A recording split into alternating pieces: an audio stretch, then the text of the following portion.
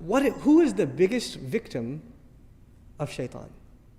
In the Quran, a lot of bad people are mentioned. But after shaitan, who would you put at number 2? Fir'aun.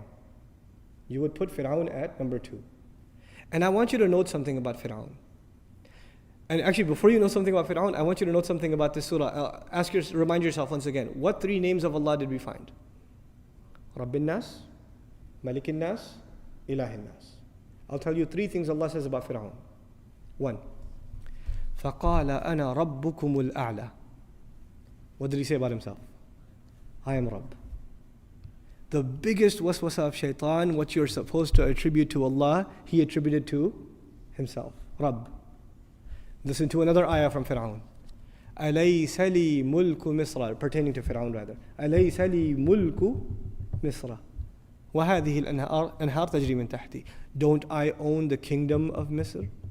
Don't these rivers flow beneath, and only I am the king of Misr? What's he referring to himself as? Malik.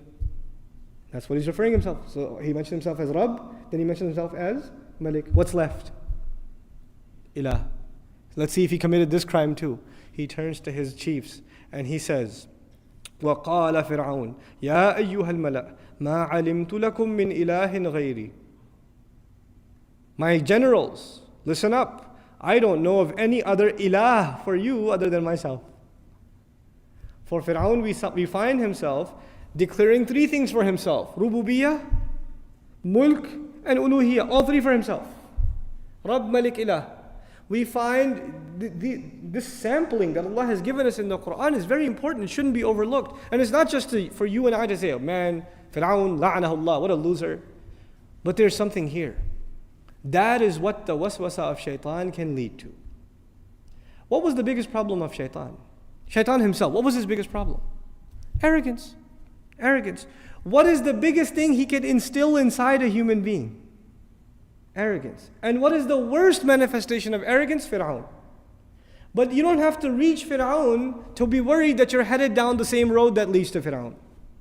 Today we are not living in a time where people declare themselves gods over others. But we are living in times where people declare themselves gods over themselves. They declare themselves their own master. I am my own man. I am my own master. They declare themselves their own king.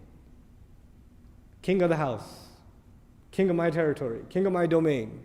They declare themselves their own ilah. Their own hawa, their own desires become their ilah. أَرَأَيْتَ مَنِ اتَّخَذَ إِلَهَهُ هَوَاهُ. Did you see the one who takes his desires and turns them into his ilah? Even. We're living in times where we can each turn into mini Fir'aun without even realizing it. We don't have to have large castles and fight with messengers and be arrogant, outspoken against Allah Azza wa Jal.